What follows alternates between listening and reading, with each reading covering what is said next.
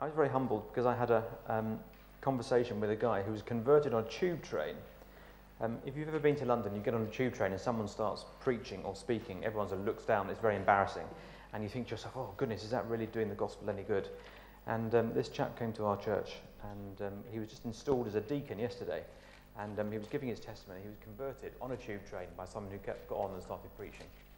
And I was humbled, therefore, to think, my ways are not the best ways. Numbers, let's have a look at numbers. I'm sure you can find that in the Bible. I'm using an NIV 2011, by the way, in case you're wondering what version I'm speaking from. And we're going to have a look. And really two aims today. First is to get you excited about numbers. It's a book I love, as I hope will become evident. So it's to get you excited about numbers, but also to try and give you some tools to think about how we might faithfully teach it to others, which is not simply about understanding how the book works, although that's a starting point. It's especially understanding how it's part of the Christian scripture. It's not just a Jewish book. It's part of the Christian scripture that God, by his Spirit, has given us, has breathed out for us. And so it's important to see how it relates to us as a Christian book. Just to get us going and just to get into the idea of numbers, I want you just to do a little exercise. And I'm sorry if you're a bit embarrassed by little exercises, but you won't mind too much, I'm sure. I just want you to think of what you know about numbers. Write down 3 things you know about numbers.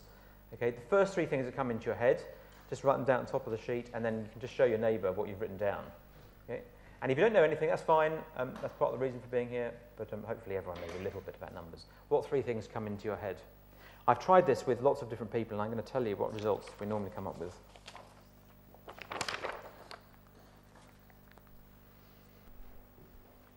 Okay, got 3 things?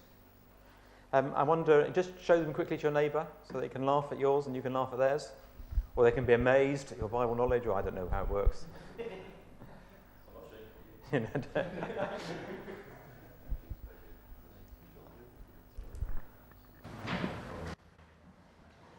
So when I've done this with lots and lots of people, here are the top 3 answers that people come up with. Number 1, talking donkey. Okay, talking donkey is a bit more popular now since Shrek came on the market. But talking donkey, that normally hits the mark. People know about the talking donkey. They're not quite sure what they know about it, but they know there's a donkey that talks. Anybody have that? A few people have that, okay. Number 2 that people come up with? Anybody know? Snakes. That's quite an impressive answer, actually, when people come up with that, because they know Numbers 21, they know that the bronze snake that's lifted up is mentioned in John 3. So I'm quite encouraged when they come up with that answer. Snakes. Anybody have snakes? The bronze snake? Okay, good. And what do they come up with? Number 3, counting. Lots and lots of counting. Anybody come up with counting or numbers? Lists. Okay, and there are quite a few lists. And what other things do people come up with out of interest? Just shout them out. Faith and unbelief. Faith and unbelief. Okay, there's quite a lot of that, of both of those. Disobedience. Yeah. Number 4, by the way, on the list, because if you go a bit further, you get grumbling. And rebellion is a key theme in Numbers. I mean, there are 13 separate rebellions. So not 1 or 2, but 13 separate rebellions, which is pretty significant. Okay, let's just start with what the titles of Numbers are, because actually there are 3 titles of the book of Numbers, each of which is quite helpful. Sometimes this is a bit of a kind of a red herring to think about what's the book called. What's the book called, for example, in the Jewish scriptures and so on. But actually, in this case, it's a really helpful way of unlocking numbers. So first of all, the book is known, of course, as Numbers. And the title Numbers comes from the Greek version of the Old Testament. And it's called Numbers not because there are lots of lists, although there are lots of lists, but because there are 2 particular lists. So if you just have a look down with me at Numbers chapter 1, let's just read a few verses in. The Lord spoke to Moses in the tent of meeting in the desert of Sinai on the 1st day of the 2nd month of the 2nd year after the Israelites came out of Egypt. He said, "Take a census of the whole Israelite community by their clans and families, listing every man by name, one by one.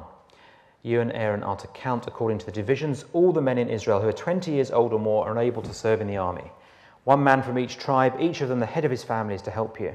and there's a list of those who are to help you. And so Numbers chapter 1 is the first census. There are 2 censuses in the book of Numbers, and chapter 1 is the first census.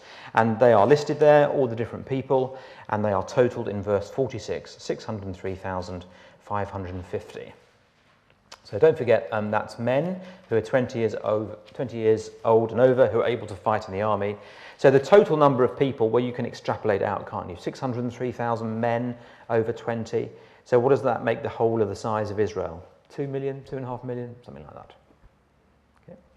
We can talk about that later, maybe in the Q&A if you've got a question about numbers. And there's another census which happens in chapter 26. So turn over to chapter 26. And you'll see an almost identical command. After the plague, the Lord said to Moses and Eleazar, son of Aaron, the priest, take a census of the whole Israelite community by families, all those 20 years old or more who are able to serve in the army of Israel. Exactly the same command. So on the plains of Moab, by the Jordan opposite Jericho, Moses and Eleazar, the priest, spoke with them and said, take a census of men 20 years old or more, as the Lord commanded Moses. And they have a kind of totalizing, and over in verse 51 you'll see the number is 601,730. Now just to note, those are 601,730 different people from the last one, because the first generation dies in the wilderness and dies out. Okay? So one of the remarkable stories actually of Numbers is these 2 censuses some years apart, in between an extraordinary judgment against the people of God, and yet the numbers are maintained. So you're beginning to see there's something sort of coming out there. And that's why the book's called Numbers, because of those 2 censuses. Some people think the book is called Numbers just because there are lots and lots of lists. But actually it's called Numbers because of those 2 censuses. And we're going to see in just a moment that they are very significant moments in the book of Numbers. So that's the kind of common name that we all know it by. But as you'll know, the Jewish names that are given to books in the Old Testament very often are from the very first words that are written in verse 1 of chapter 1. So let's have a look back at chapter 1, verse 1. The Lord spoke to Moses in the tent of meeting in the desert of Sinai on the first day of the 2nd month of the 2nd year, after the Israelites came out of Egypt. And unusually, in Jewish sources, there are 2 different names for the book of Numbers, and one is in the wilderness, or in the desert, which actually comes from the phrases in the middle of that first sentence. Can you see that? The Lord spoke to Moses in the tent of meeting in the desert of Sinai. That's the more common of the Jewish names. And it's actually a really helpful name for the book of Numbers. So not only does it describe geographically where the people are, they are in the desert. They've come out of Egypt. They're not yet towards the promised land. You know that happens in the book of Joshua. So they're in this in-between place geographically, but actually they're in this in-between place spiritually. So they've come out and they've been rescued from slavery. God has brought them out of Egypt, but they've yet to inherit the promised land. There's a kind of in-betweenness about the book of Numbers. It's not the place of permanent residence. You know, as I'm sure you know, the wilderness is not kind of the Lawrence of Arabia, Saharan landscapes. But it's a barren place. You can't really grow anything there. You can't really settle there. You can't put down roots there. You could just about graze some animals, perhaps, but you can't sustain 2.5 million people, certainly. And so the description in the wilderness both describes where they are geographically, but where they are spiritually. This is not home. They're out of Egypt. Well, that's great news. They've been saved. That's great news. They've been redeemed. But they're not actually where they're meant to be yet. And so they are in this kind of in-betweeny sort of place, a place which is barren, a place which is not fruitful, a place which they mustn't get too attached to. They've got to move on. Now, I think that's a really helpful name for the book of Numbers. It's really helpful to know that the book of Numbers is describing the people of God in the Old Covenant in this kind of in-between place. They're neither one thing nor the other, really. That they've been rescued, they are the people of God, they're being formed into a nation, but they have no place to call home yet. And you can begin to see, can't you, because you're all bright guys, you can begin to see some of the echoes into the new covenant, some of the echoes actually into our spiritual state now, that we're strangers and aliens in the world but not of it, rescued but not yet in the promised land where we are longing to be. Third title is this, and it comes from the very first words, and the Lord said. Or, and the Lord spoke. This is a little phrase which is the first couple of words in Hebrew of the book. And in fact, it appears 45 times all the way through. And what you discover is sections are really held together by this little phrase. Let me show you how that works. Just turn over to chapter 5. So this little phrase, and the Lord said, holds together what appear sometimes to be slightly kind of bitty sections. So in chapter 5, you get some different sections on purity. Chapter 5, 1 to 4, you get a section about how people need to be pure inside the camp. Chapter 5 and 5 through to 10, you get a little section about how people need to be pure in relationships, and there needs to be restitution when things go wrong. Chapter 5, 11 through to the end, is about purity in marriage. We'll maybe look at that a bit later. And then chapter 6 is about purity in service, about the Nazirite. And then chapter 6 at the end, verse 22, is how the Lord responds to this purity, this desire for holiness, desire for purity. He gives his blessing through his priest, Aaron. Now, do you see how each of those begins with the same phrase? The Lord said to Moses, or and the Lord said. The Lord said to Moses, verse 5, and the Lord said. The Lord said to Moses, verse 11. The Lord said to Moses, chapter 6, verse 1. And the way that phrase works is it kind of connects those sections together. It stops you thinking about the individual bits, and it draws them together. It gives it some momentum, gives it some pace. And that's certainly one of the ways that that phrase works, and the Lord said. But I want to suggest to you that it works even more importantly than that. Because what happens in the book of Numbers is that God keeps speaking. Now, you might not think that's a very extraordinary thing. After all, we believe in a God who speaks. But when you read about some of the things the Israelites get up to in the book of Numbers, it is extraordinary that the Lord keeps speaking. So this little title, and the Lord said, is actually a word of grace. It's actually that God keeps initiating, keeps wanting a relationship with his people, even though they don't really want a relationship with him. At times they say, we wish you hadn't saved us. It's an extraordinary thing to say to God. And yet, God keeps on speaking. Now, to be fair, this little phrase, and the Lord said, comes and goes. And actually, very often, it's at the real low ebbs that it disappears. But then suddenly it breaks in and it comes through again. So all of these three titles, I think, are very helpful, just in understanding how the whole book fits together. Ian Duguid, I think, is very helpful. So in terms of commentaries, Ian Duguid, I've put a list on the back, but Ian Duguid especially is, I think, helpful for application. He's an Old Testament scholar. He's now at Westminster Seminary. He was at Grove School in Pennsylvania. And this is his little description. I've put it there on the sheet, which I think is really helpful. The story of the book of Numbers is written about a people whose lives are lived between the accomplishing of their redemption and its consummation, between the Exodus and the Promised Land. So they have been saved. That's not in any doubt. I am the Lord who brought you up out of Egypt. And just in case you've forgotten that, it's a reminder there in verse 1, isn't there, of chapter 1. The Lord spoke to Moses in the tent of meeting in the desert of Sinai on the first day of the second month of the second year after the Israelites came out of Egypt. He has saved them. They have been redeemed. They've been taken from the land of slavery. But they are not yet at the consummation of all that God has promised. They're not yet in the promised land that he promised on oath to Abraham. So this kind of in-between state essentially, I think, describes what it's like to be a believer. It describes the redemption that we have received. We've received the redemption. We have been rescued from the slavery to sin and death. And now we're on our way to the promised land. And though perhaps you might not think of Havant or wherever you are as a wilderness, in spiritual terms, there is something wilderness-like about it. This is not home. We're not supposed to put down deep roots, are we? We're waiting for the promised land. We're waiting for the heavenly country, what the writer of the Hebrews calls the heavenly country that Abraham was longing for. And all these people should have been longing for, and we're longing for too. And so the struggles that the people of Numbers have, the struggles that the fact that they are redeemed, but they're not yet where they want to be, and actually getting to where they want to be is a bit of a battle. It's not straightforward. You know, there's literally a rocky path ahead. That actually is a real help in understanding how we think to apply the book today. So So that's just a little bit of outline, if you like, about the Book of Numbers. Let me tell you how it works as a book. Traditionally, commentators have always split it up into 3 sections. Let me show you those. And the 3 sections are all about geography. So they're all about places. And what commentators do is they split it up into the first 12 chapters, which happen at Sinai, and really the first 11 chapters. So if you see at the end of, I should say 1 to 11, I don't know why it doesn't say that. At the end of chapter 11, you'll see verse 35, from Gibroth Hetava, the people travelled to Hazeroth and stayed there.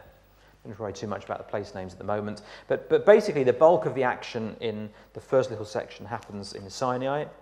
The second bit of the book, between 13 and 21, happens in a place called Kadesh Barnea. And then the last section happens on the plains of Moab, which is chapters 22 to 36. And then in between those 2 sections, you kind of got travel sections. So chapters 10 and 11, they kind of look like a little travel section, and chapters 20 and 21 are a kind of travel section. In other words, people think about the book as kind of working like this. You start at place A, you go to place B, and then you end up at place C. Now, I realise the geography doesn't look like that, but that's kind of how people think the book sort of works. And when you do that, these chapters here are essentially down here 1 to 12, or 1 to 11, something like that. These are 13 to 21, and these here are 22 to 36. Now, that's the favourite way of, especially older commentators, of outlining the way the book works, but there are a number of problems with that. The biggest problem I have with that is it's useless as a piece of information. It doesn't really help you. Just knowing where they are. How does that help you? You're going to teach it and preach it to others. It's a kind of interesting piece of information, perhaps, but it doesn't really get much beyond that. So that's the biggest problem I have with it, and that's because of a number of other issues. Let's just think how the censuses work in that. Census 1 happens here, chapter 1, and then census 2 happens halfway between that other section. So one of the problems with it is it robs the book of the significance of these 2 censuses, which describe 2 different generations. That's a real problem with it. But the bigger problem with it is it doesn't really follow the progression of the book. So because it's numbers, I'm going to draw you a graph. Okay? So this is a graph. This is the book, chapters 1 through to 36. And if you'll excuse this is kind of on the left-hand axis. This is kind of their spiritual temperature. This is the spiritual temperature of the people of God. Okay? You get what I mean by that. When they're doing well, they're up here, and when they're not doing so well, they're down there. Okay? So this is the spiritual temperature of the people of God. Now, how does the book of Numbers work? Well, it starts pretty well. And it starts pretty well because the people of God hardly feature. It's mostly God speaking. Now, once the people kick in and they start having to do things that the Lord commands, this happens. Okay? Now, there are a few little high spots along the way, but basically, the book goes like that. And each rebellion seems to get more significant than the last. There are more rebellions than that. This is just stylistic, you understand that, don't you? Until you reach this point here, which I think is the very low point of the book. Let me show you where that is, Numbers 25.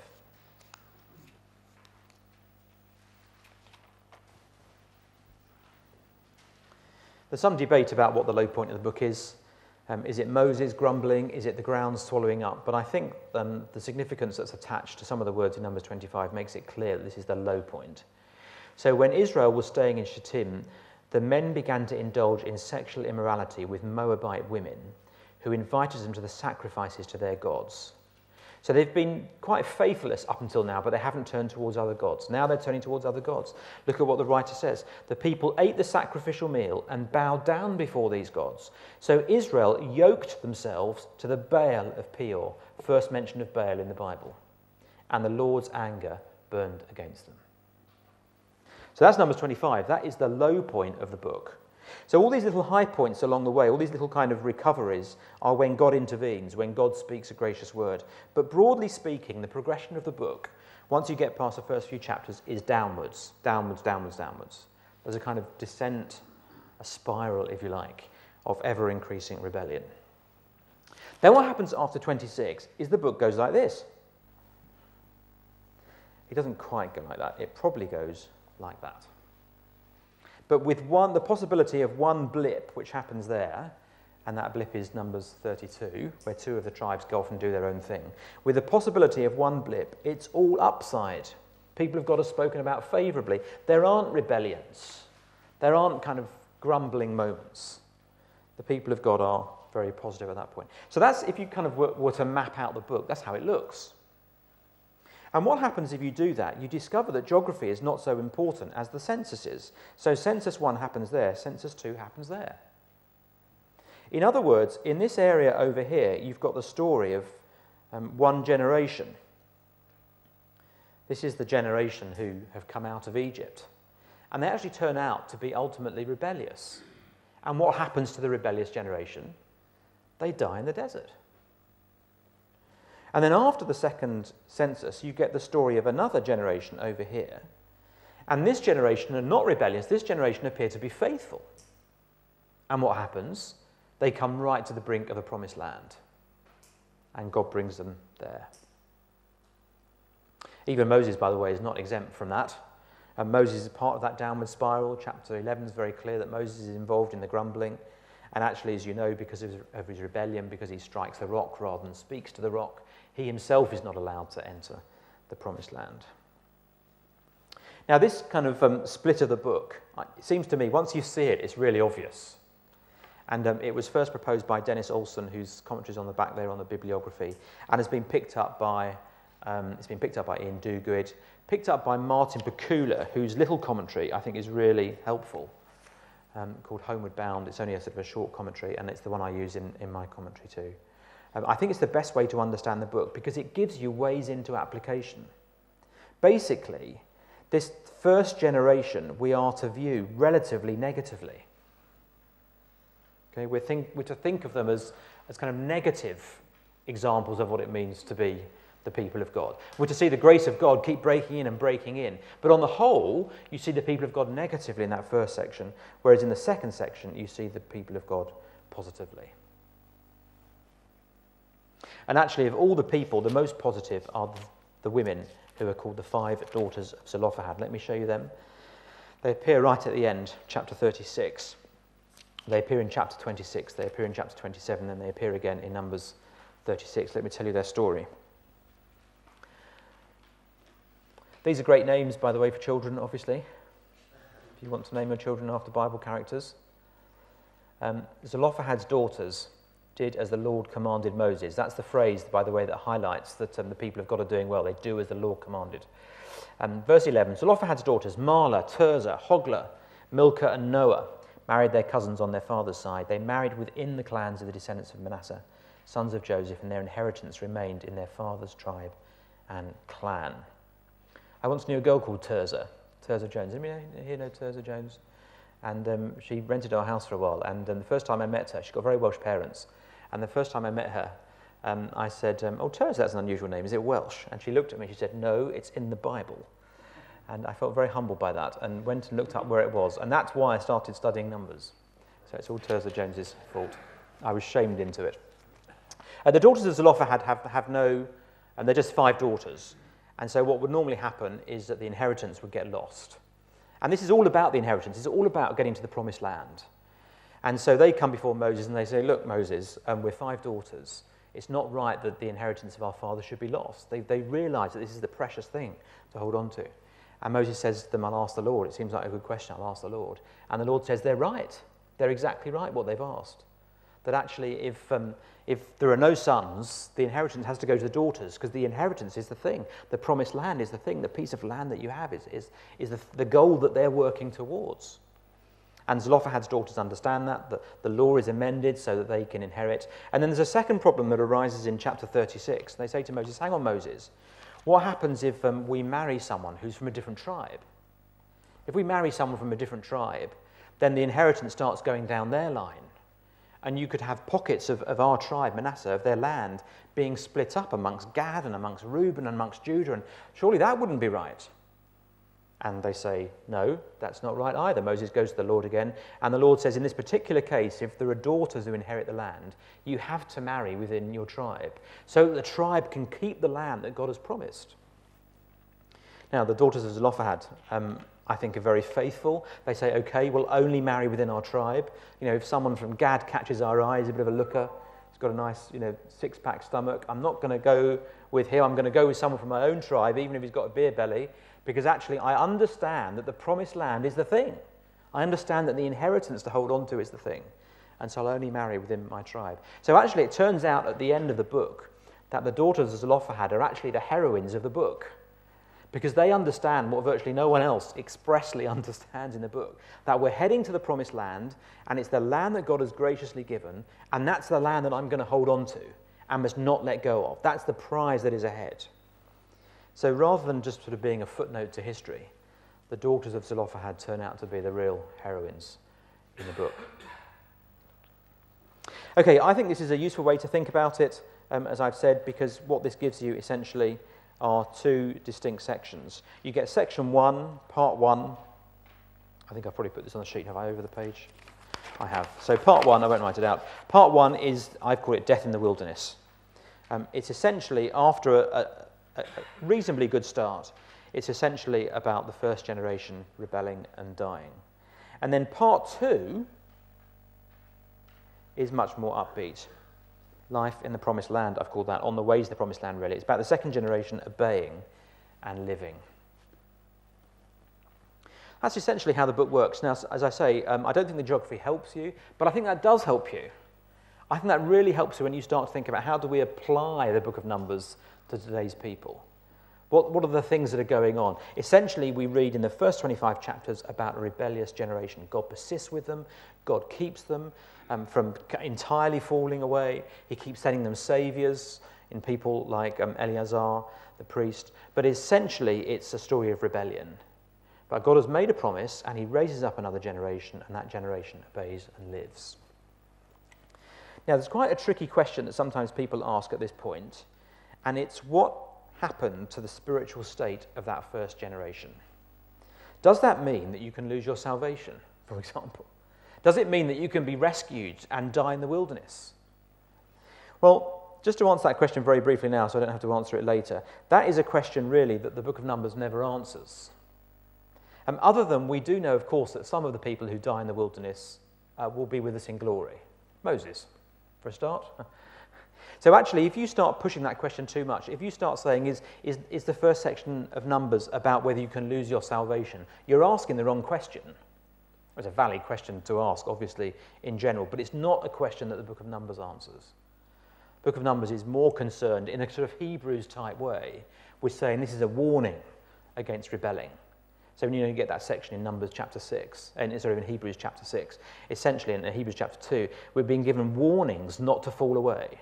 It's not necessarily addressing the question of can you lose your salvation, can you, can't you, shall I give it a go? No, it's saying don't even give it a go. Do not fall away. And that's the way that the book of Numbers works. So let me just give you a little quick outline of the book of Numbers, just to flick the pages with you, really to show you how it all fits together. This will just take us, I think, probably, where are we? Maybe 5 minutes, 10 minutes. We'll just turn the pages so we can familiarise ourselves with the book of Numbers. Okay. So you'll see right at the beginning, Numbers chapter 1, that's where the census happens, and the tribes are all counted. That takes you through to the end of chapter 1. And then there are some other instructions about how the camp is to be arranged. And the camp is to be arranged, very importantly, with the ark at the centre. Okay? And that's true whether they camp or whether they march. So chapter 2, verse 17, the tent of meeting and the camp of the Levites will set out in the middle of the camps. They will set out in the same order as they set up camp, each in their own place under their standard. So the Levites who are surrounding the tabernacle and the ark which is in the tabernacle, the place where God makes his glory and his presence known, that is right at the centre of the camp. Sometimes you see pictures of the Israelites kind of, in children's Bibles and things marching across the desert with the sort of the ark at the front. That's not the case, it's in the centre. That's what 2:17 says. And when they camped, it was at the centre as well. Now let me just warn you against, at this point, some slightly fanciful interpretations, because there are some fanciful interpretations. And one that you will find in quite a few commentaries goes something like this. It says, well, the ark of the covenant was put in the middle of the camp. And then what happened is in chapter 2 there is a list of tribes, And if you draw the list of tribes on the kind of the plan of the camp, and you look at the numbers who are in each of the tribes, you discover that there are 3 tribes to the north. They're not particularly big tribes, and so they're arranged something like that. And there are 3 tribes to the east. They're not particularly big tribes. They're arranged something like that. 3 to the west, something like that. But the tribes to the south are much bigger, and they look something like that. And the fanciful interpretation, which is surprising, the people who kind of go for it, well, you can see it, can't you? The answer is, if you had a hot air balloon and you look down, you would see a shape of the cross. Now, that interpretation comes from a really good desire, which we'll talk about maybe in the second session, about how do you make this book Christological? You know, how is it Christian scripture? And what the commentators do is they sort of read into the arrangement of the camp the fact that if you looked at it from above, it would be a cross. Now, apart from the fact that no one had a hot air balloon or a drone to hover up and take pictures, it is a bit fanciful, because actually if you read the text a bit more carefully, you discover that the camp is arranged this way. These are the tribes. They are all in close proximity to the ark. Everyone is around the ark, and that distance, you discover later on in the book, is never more than it's a small distance. So beware of the genuine desire to want to make this to be a book for Christians and for us to want to teach it to others, so it is about Christ. Just beware of being too fanciful. There are some very clear indicators in the New Testament about how we should preach it as Christian scripture, and we'll talk about that a little bit later. Right, let me just pause for a minute, just catch my breath and have a sip of water. Any questions? We will have a question time later, by the way, so lots of chance for questions, but any questions about that stuff so far? Go on, Colin. I'm always intrigued that when it comes to the 2 censuses, it's men between 20, the military age, Yep. and that they're going to perish. People usually assume that that's the whole generation of that age. Was it just the men, or were the women caught up in that as well? I think everyone perished. The question is whether the children perish. That's not quite so clear. The parallel is where the ground opens up and swallows the Kohathites, and who have been rebellious in number 16, I think. And when that happens, it is women and children as well. So I think it is the whole generation. But the censuses, now that is an interesting point which I didn't mention, and it's helpful, thank you very much. The censuses are taken for a reason. The censuses are not how many people left Egypt, because we don't actually know the answer to that. The censuses are how many people are available to fight. And I think even in that, we're being told something about what it means to get from redemption to the promised land. There's a battle. You know, the people are not just going to walk into the promised land unopposed and kind of start digging their houses. They're going to have to fight. They do a little bit of fighting in numbers, not much, but they do a little bit of fighting in numbers. And of course, when you get into Joshua, that kind of ramps up, doesn't it? So actually, why is the census being taken? It's being taken to demonstrate exactly how many people are available to battle. And so again, you're learning something about this wilderness hinterland. It's not just kind of a little stroll in the park.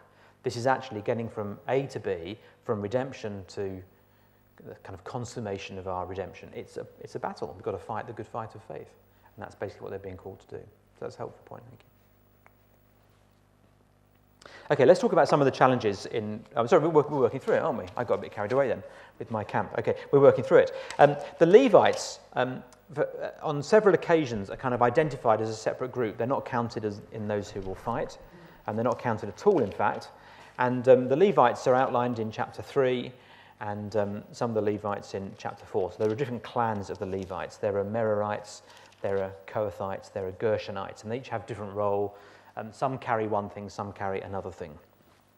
So really up to the end of chapter 4, it's just kind of organisational. And then chapter 5 kicks in, and you get back to a kind of law thing. So it looks not dissimilar, I guess, to some of the later chapters of Exodus. And as we've already seen, there's a command for purity in the camp. There's a command for purity in relationships and marriage. Chapter 5, verse 11, by the way, is a tricky bit. And maybe if we have a chance, we'll come back to that after we've had a break. It's a tricky bit because it looks a bit like one of those trials by ordeal. You know, the kind of things that we've got a little witch ducking point just by where I live, the East End of London. You know, the kind of thing that you duck the witch in medieval trials, and if she survives, she's a witch, and so you burn her, and if she drowns, she's not, she's innocent. it's double jeopardy, but it doesn't sort of seem to work. And people read chapter 5, especially today, and get very, very cross about it. So it needs to be preached very carefully. But actually, I think when you do preach it carefully, it's a real illumination. Chapter 6 is, as we said, a little bit about service and the Nazirite. And then we get back to the tabernacle. Chapter 7, interestingly, chapter 7 and chapter 8 is about the sort of setting up of the tabernacle. Just have a look at chapter 7. Do you notice, I don't know what version of the Bible you've got. It probably depends which version of the Bible you have as to how well it's laid out. But certainly in mine, do you notice that it seems to be quite repetitive? You see verse 36, for example, is a description of the tribe of Simeon and what offering they bring. And then the verses that follow after that, verse 37 onwards, are directly, they're just exactly the same as verses 43 and verse 49 and verse 55. Each tribe brings exactly the same. And do you know, as an aside, this is one of the few parts of the Bible that some versions abbreviate. So if you've got a version of the Bible in front of you which abbreviates chapter 7, then that's probably telling you something about that version of the Bible. So some versions of the Bible get to verse 12 and they list what the tribe of Judah bring, and then they have a little number that says verses 18 to whatever it is, 83, the other tribes all brought the same. They seriously do that. It's here for a reason. I'm sure you understand that. I'm preaching to the choir, aren't I? I get upset about these things. I don't know why. The word of God's very precious, isn't it? So when people abbreviate it, it kind of gets me cross. There we are. Enough. Passover, chapter 9, and the second Passover is celebrated, and the cloud comes down, the cloud that will guide them. So chapters 10 and 11, a little bit about how they are to travel, and halfway through chapter 10, they actually leave. So verse 11 of chapter 10, on the 20th day of the second month, the cloud lifted from above the tabernacle of the covenant law, and that's when they set out from the desert of Sinai, travelled from place to place until the cloud came to rest in the desert of Paran. Then the rebellions start. Okay? So first of all, grumbling. Chapters 11 and 12 are about grumbling. And the grumbling affects everybody, by the way. The people grumble, Joshua grumbles, Moses grumbles, Miriam and Aaron grumble. Everyone grumbles. And everyone is judged. Chapter 13 is perhaps one of the most famous sections. None of us talked about that when we said what's it famous for. This is kind of one of the Sunday school sections. You know what I mean by that? Sunday school sections, the bits that we kind of take out and we want to teach our kids. So this is the bit about the spies going and having a look at the land, and you know how that works out. And we can't do it, it's too difficult, we can't conquer it, they're all giants. Let's not do it, let's go back to where we were. And chapter 14, of course, they are judged.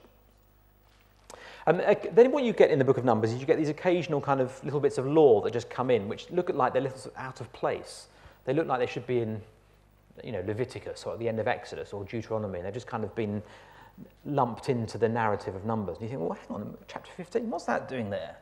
But each time it's a word of grace. So chapter 15, verse 1, remember, begins, the Lord spoke, the Lord said to Moses. So each time God judges them, he's basically still saying to them, I'm going to keep going with you.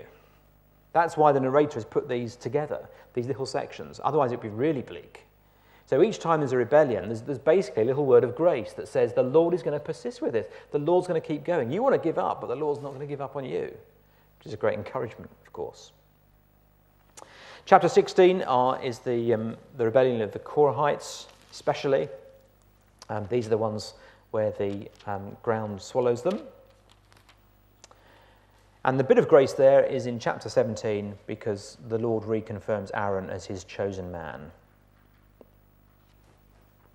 That is followed by chapter 18, which is where priests and Levites again are given some instructions, adding a little bit more to what they've done before and explaining how they belong to the Lord.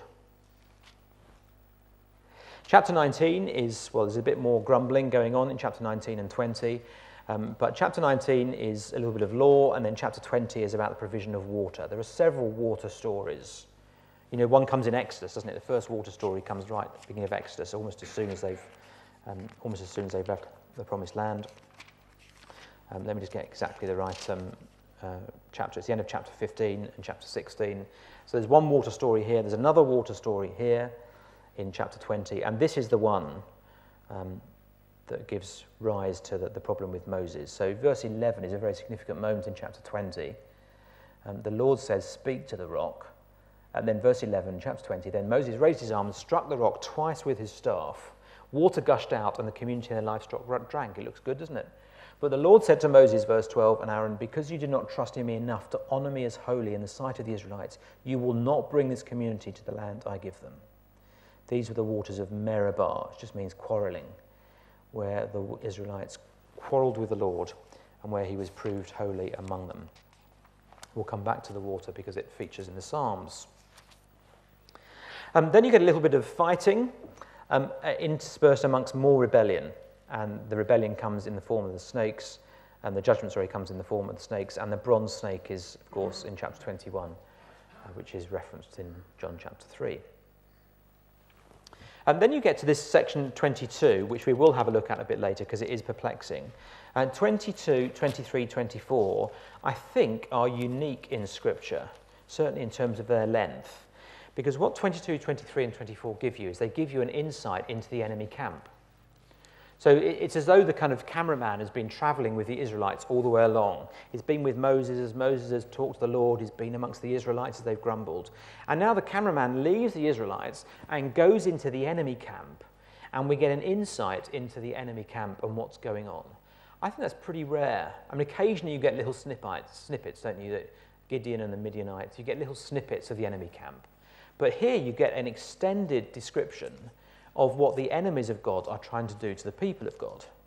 And you hear how, actually, it's impossible for God's blessed people to be cursed. It's great encouragement, 22 to 24. I guess they didn't know it about it at the time, but sometime later, it must have been written down. They must have heard about how God was with them, even perhaps when they were grumbling at the foot of the mountain. We'll come back to that. Nevertheless, that doesn't help them, and this low point comes in chapter 25. Very often, not always, very often, the pattern of grumbling goes something like this. The people grumble, the Lord judges, and someone intervenes. It doesn't always follow that pattern, but very often it follows that pattern. And very often, of course, it's Moses who is intervening, but in chapter 25, it's someone else who is intervening. And it's Phinehas, son of Eleazar, the son of Aaron the priest. He's there in verse 10. But what he does is described a bit earlier. So verse 6, then an Israelite man brought into the camp a Midianite woman right before the eyes of Moses and the whole assembly of Israel, while they were weeping at the entrance to the tent of meeting. This is how brazen the sin is. Right in front of Moses, right in front of everybody else, bring a Midianite woman in. When Phinehas, son of Eleazar, the son of Aaron the priest, saw this, he left the assembly, took a spear in his hand, and followed the Israelite into the tent. Okay, you know what they're doing in the tent, don't you? It's a sexual thing. He drove the spear into both of them, right through the Israelite man and into the woman's stomach. So in the process of copulating, he attacks them with a spear. Then the plague against the Israelites was stopped, but those who died in the plague numbered 24,000. So you get this kind of intervention, this time by a younger priest, Phinehas. One of our friends just had a baby, they named him Phinehas. I wanted to buy them a spear as kind of a new baby present. I thought it probably wouldn't be appropriate. You'd have to explain the story to him as he grew up, wouldn't you? It's a graphic story. It's supposed to shock you. I guess in this sort of sexualized world in which we live, we think, oh, yeah. But actually, it's a big deal that it turns out later that he's a leading Israelite and a leading Midianite woman. He brings her. He puts up his tent in the middle of the camp and says, well, we're just going in here. And everyone knows what they're up to. And no one cares, except Phinehas. And he turns aside the Lord's wrath. That's why I think it's the low point. Then the second census that I explained to you comes in verse 26, and Zelophehad's daughters are introduced.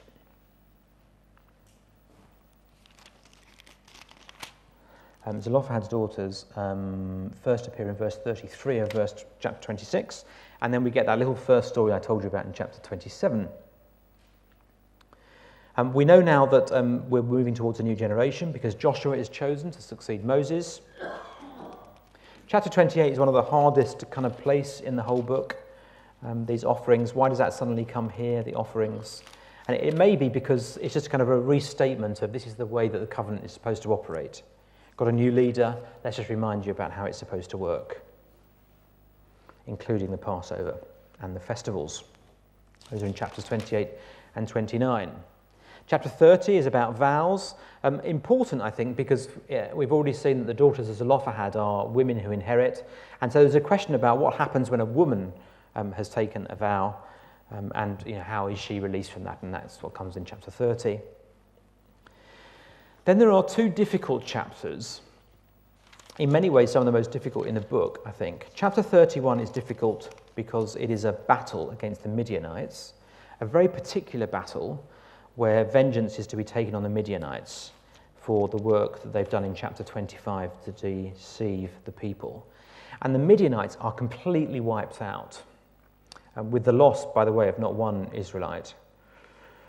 And the reason that's difficult, as we'll talk about just after we've had a cup of coffee, is because it's a good example of the holy war, the harem it's called in Hebrew, the holy war which permeates a lot of the Old Testament and which many people struggle with today, genuinely struggle with that, many Christians even struggle with what's going on. And so chapter 31 is important. I think it's probably a model battle. It's described in such detail. It's kind of setting out this is how it should really work. And at the end there's a spontaneous offering by those who have been fighting. So I think it's a model battle, but it does raise questions about that whole question of holy war. Chapter 32 is a little bit different and is tricky for a different reason. It's different for a kind of an interpretive reason. And in chapter 32, two tribes, Reuben and Gad, who were later joined by Manasseh as well, decide they don't want to go into the promised land. And we won't come back to this chapter, so let me do it quickly now and try and explain what's going on. There are two ways of understanding chapter 32. One is to say, Moses is a great peacemaker. So let me just tell you what happens in the chapter. Reuben and Gad, well, let's read a little bit of it, chapter 32, verse 1. The Reubenites and the Gadites, who had very large herds and flocks, saw that the lands of Jazer and Gilead were suitable for livestock. So they came to Moses and Eleazar the priest and to the leaders of the community and said, Ataroth, Dibon, Jazer, Nimrah, Heshbon, Eliar, Sebam, Nebo, and Beon, the land the Lord subdued before the people of Israel is suitable for livestock. Your servants have livestock. If we have found favour in your eyes, they said, let this land be given to your servants as our possession. Do not make us cross the Jordan. Moses says, no. Should your fellow Israelites go to war while you sit here? Why do you discourage the Israelites from crossing over into the land the Lord has given them? This is what your fathers did when I sent them from Kadesh Barnea to look over the land. Basically, Moses is saying, you Reubenites, you Gadites, you are just like those 10 spies. You're going to have the same effect on the people of God. But a little negotiation goes on, and they're basically saying, no, we'll come and help you, we really will, we'll send all our helpers towards you. And Moses basically gives in and says, okay, if you're going to do that, if you're going to come and help us, you can have that land. But you must come and help us. Every one of you must come and help us. Now, what's going on in chapter 32 is that some people and some commentators look at Reuben and Gad positively.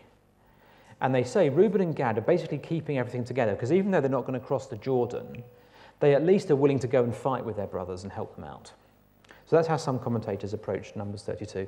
And on that basis, it's a kind of a positive sermon. It's a positive message. But actually the text encourages us to be very negative about Reuben and Gad. Moses is very negative about them. He's very blunt with them.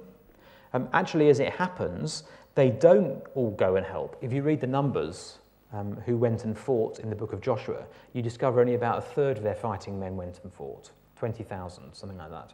22,000, instead of the 60,000 that should have gone and fought. So they don't even keep their promise. But most fundamentally, God has promised them a certain land. And they're basically saying, we don't want it. We want this land instead. There are echoes there, aren't there? They look around and they see that this land is suitable for livestock. Who does that remind you of earlier on in the Bible story? Who looks around and sees land that's pleasing to him? Lot. We know where that went. So there are echoes there that I think we're supposed to recognise. So actually, Reuben and Gad are not to be thought of positively. They are a negative example. They are not building unity. They are creating disunity. Moses does his best to keep it all together, but basically they are saying we're going to do our own thing. And what happens? Their land, therefore, lies outside the boundaries of the promised land that God has given. So chapter 32, when you get to it, if you ever preach Numbers, is about disunity, not unity. Interestingly, what were the first two tribes to be conquered from the northern kingdom? Reuben and Gad. You might say, well, that's obvious because they were the ones that were on the edge. Well, yes, but they are mentioned specifically when you get into the Chronicles accounts of the 2 tribes that went first. Okay, chapter 33 is the one that makes people think we should understand the book geographically. So when I've taught before about how we split the book in around the 2 censuses, people said, yeah, but Numbers 33, it's basically a list of places. Surely that means we're supposed to understand it geographically. Well, it is a list of places, that much is obvious, but I don't think it's an index to the book. Some people just think it's kind of like an index to a book, the book of Numbers. It doesn't work that way. It doesn't work that way because most of the places in Numbers 33 don't appear in the book of Numbers at all. Some of the key places in the book of Numbers don't appear in the list in Numbers 33. And if you look at verse 48, you'll notice that everything that happens post the plains of Moab is just grouped into one verse. They left the mountains of Abarim and camped on the plains of Moab by the Jordan opposite Jericho. There on the plains of Moab they camped along the Jordan. In other words, the description in Numbers 33 really only covers the first 19 chapters of Numbers, doesn't cover the rest. So it does serve a purpose. It's a travelogue. It's showing you that they're on a journey. They are progressing. There is movement in the book of Numbers, lots of movement in the book of Numbers. It's not a static book. It's not all happening in one place. There's lots of movement. And that's what Numbers 33 is demonstrating, but it's not a key to understanding the book. Chapters 34 and 35 are dealing with what it's going to be like in the Promised Land. And actually, when you get towards the second half of the book, the commands about vows, the commands about Sabbaths, the commands about feasts, and the commands about festivals, you notice this kind of tone to the laws that the Lord gives, which are basically, this is what you will do when you are in the Promised Land. The Promised Land suddenly seems very close. Do you see what I mean? That when the Lord is restating, this is what you'll do at this festival, this is what you'll do at that festival, this is what you do when you build a home, suddenly it's not talking about wilderness life anymore. It's not talking about manna and quail. The Lord is talking about the actual physical being in the land, and that's what really counts. And you see that with the building of towns for the Levites, for example, in chapter 35. And then, as I said, right at the end, you get the Zelophehad's daughters. That took a bit longer than 5 minutes, didn't it? But I get excited about Numbers. It's a good book. A couple of minutes for questions before we just break for that bit, and then we'll come back after the break and have a look at how we can actually teach it. Any questions? Or grab me over coffee. Yes, sir. I may have missed it completely, and I apologise if you said it. What caused the change from the low point to the second part? Did you mention it? I didn't mention it, and we don't really know. I mean, it's a second generation. Initially they have the same leader. They have Moses. It seems to be that the community as a whole had a life of its own. It wasn't just individuals. The community as a whole acted as a community. They grumbled. In fact, if you go to Numbers 11,